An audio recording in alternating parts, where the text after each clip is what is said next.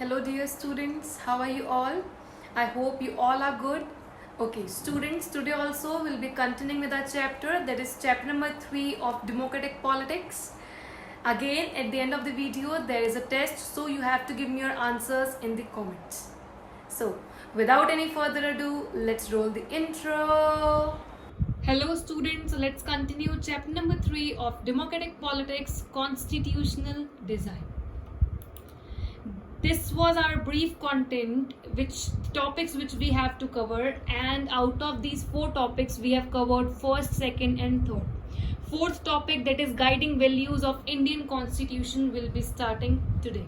Okay, guiding values of Indian constitution. In this topic we will be studying about the philosophies of Indian constitution. Acha.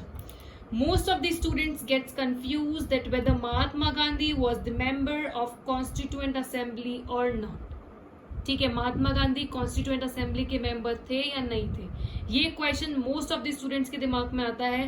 And the answer of this question is Mahatma Gandhi was not a member of constituent assembly, but so many people followed his vision. सबसे important point क्या है? Mahatma Gandhi was not at all the member of Constituent Assembly. This you have to remember. But he has certain visions in his mind. He has certain aims, certain objectives in his mind which he wanted to achieve. So he shared these visions with Dr. B.R. Ambedkar also. ठीक है, इसीलिए बहुत सारे लोगों ने इनके vision को follow किया. Although he was not the member of constituent assembly, but he is having certain visions, certain objectives which he wanted to apply in India, which he want these certain changes, he wanted that these changes should come in India. ठीक है, so many people followed his vision. Now the question arises, इनके vision क्या थे, इनके क्या objectives थे, क्या change लाना चाहते थे. Although he was not the member, but what were the visions of Mahatma Gandhi. ठीक है, let's see. First, no high and low class. There should not be any discrimination between lower class. In fact, no one will be considered as a member of high or low class. कोई भी तरह का discrimination high और low class के बीच में नहीं होना चाहिए. Second, harmony in the country. There should be peace and harmony in the country. There should not be any disputes. There should not be any conflict. ठीक है. Third, prohibition of untouchability. As you all know students, that untouchability has done a great wrong with our society, with our country, so it has to be prohibited. And anyone who is still practicing this kind of inhuman act shall be imprisoned. So इनका third vision क्या था कि untouchability को remove, untouchability को ban, untouchability को prohibit, उसको illegal कर देना चाहिए. Then equal treatment between men and women. Men and women should be considered equal. There should be equality among everyone, and no one will be considered as superior or inferior. ठीक है, तो इनका fourth vision, fourth objective था which he wanted to achieve, that is equal treatment between men and women. So these were the 4 visions, these were the 4 objectives which Mahatma Gandhi wanted to achieve, and he shared his vision with whom? With Dr. B.R. Ambedkar.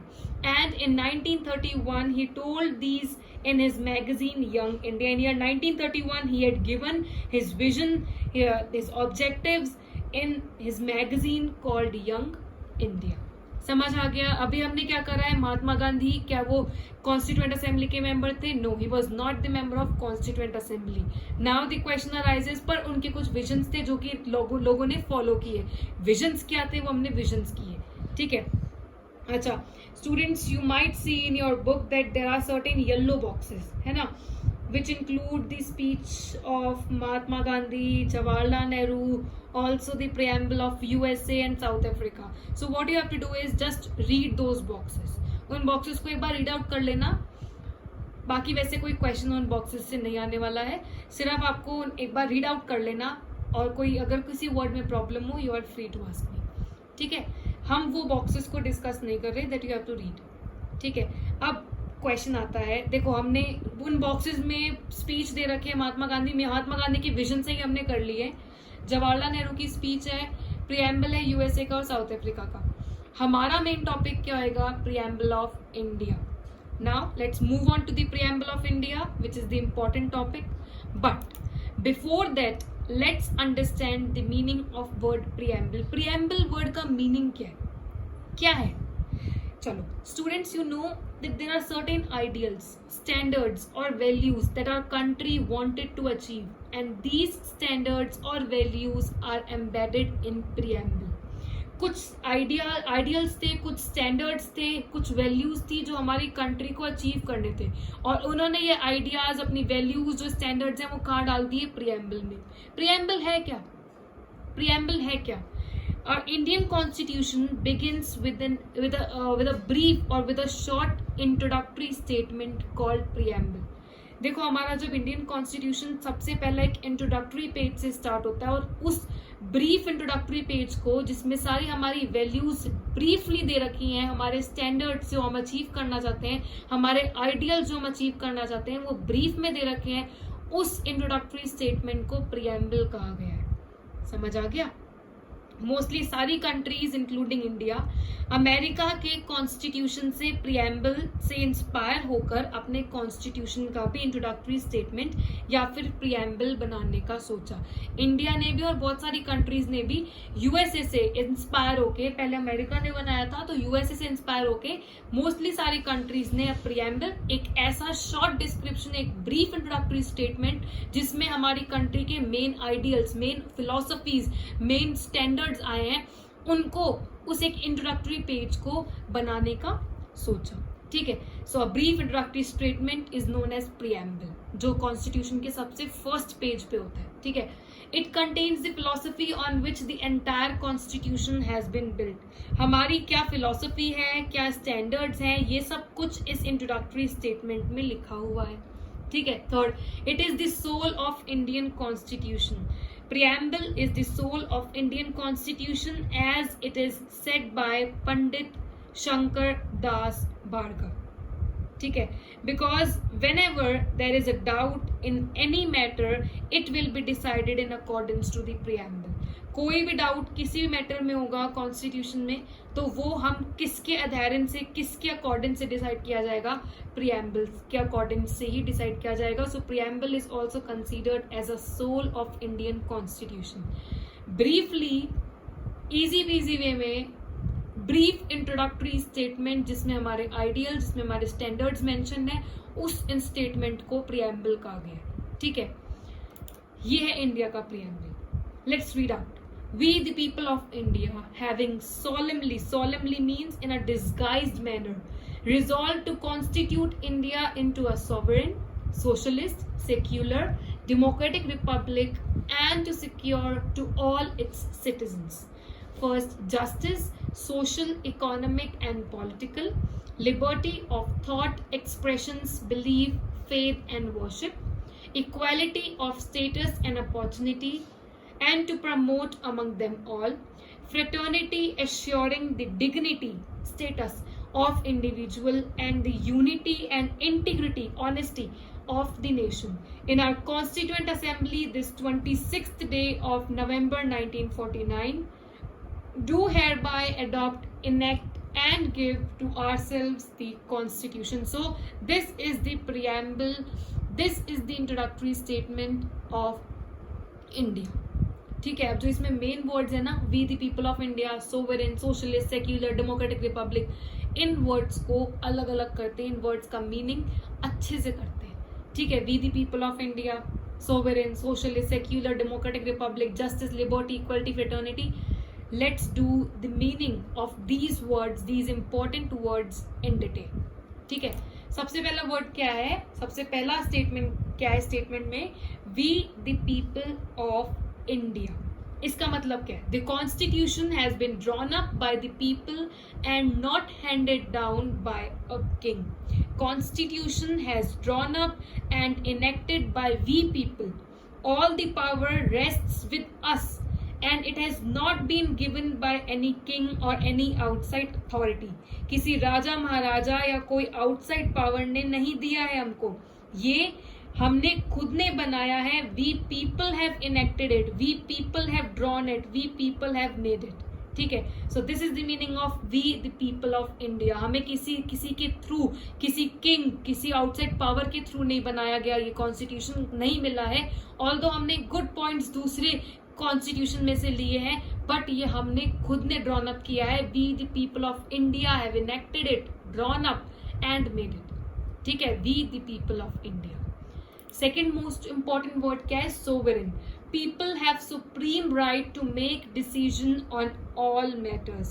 चाहे वो internal matter हो या कोई external matter हो, we people will be having superiority. कोई interfere नहीं करेगा. जैसे आपके घर के major decisions आपकी फैमिली लेगी, कोई भी डिसीजन हो उसमें मैं इन्वॉल्व नहीं हो सकती, है ना. मैं उन डिसीजंस के बीच में इंटरफेयर नहीं कर सकती, मैं उन डिसीजंस के बीच में नहीं आ सकती. सिमिलरली इंडिया में भी सारे डिसीजंस हमारी कंट्री के पास होंगे. कोई और बाहर से आकर डिसाइड नहीं करेगा. ठीक है, कोई और बाहर से अगर हमको इंटरफेयर नहीं करेगा हमारे डिसीजंस में. सो दिस इज सॉवरेनिटी, कि हमारे इंटरनल और एक्सटर्नल मैटर्स हम डिसाइड करेंगे, कोई बाहर का नहीं डिसाइड करेगा. This is what sovereignty means. ठीक है. Then socialist. Wealth is generated socially and should be shared equally by society. Socialist का मतलब है wealth जो होगी कंट्री की वो equally सोसाइटी में डिवाइड की जाएगी. ऐसा नहीं है कि वो confined हो जाए, हर एक में डिस्ट्रीब्यूट की जाएगी. इसीलिए गवर्नमेंट लैंड का डिस्ट्रीब्यूशन हर एक में करे, किसी तरह की इनइक्वालिटी ना हो. ठीक है, अलग अलग प्रोग्राम्स लॉन्च करे जिससे सोसाइटी में इक्वालिटी हो, जिससे सोसाइटी में इक्वल डिस्ट्रीब्यूशन ऑफ वेल्थ का. तभी हमारी कंट्री का कही जाएगी सोशलिस्ट कंट्री कही जाएगी. ठीक है, तो this is the third important term in preamble, that is socialist. First क्या है? We the people of India. Second क्या है? सोवरेन. थर्ड क्या है? Socialist. Fourth secular. Citizens have complete freedom to follow any religion of their choice. Secular तो ये हमने पूरा चैप्टर करा है, चैप्टर नंबर 25 में जो था. सेक्युलरिज्म का मतलब क्या है? We are free to follow any religion. You are not putting any boundation on me to follow particular religion. Similarly I am not putting any boundation on you to follow any religion. ठीक है, हमारी मर्जी है, हम कोई भी religion follow करें, हम किसी भी रिलीजन को हम चेंज भी करें. हमारी कंट्री में कोई एक रिलीजन को ऑफिशियल रिलीजन नहीं माना गया है. ठीक है, तो रिलीजन की बेसिस पे कोई डिस्क्रिमिनेशन नहीं होगा. We are free to follow any religion, we are free to practise any religion, we are free to propagate, we are free to change any religion.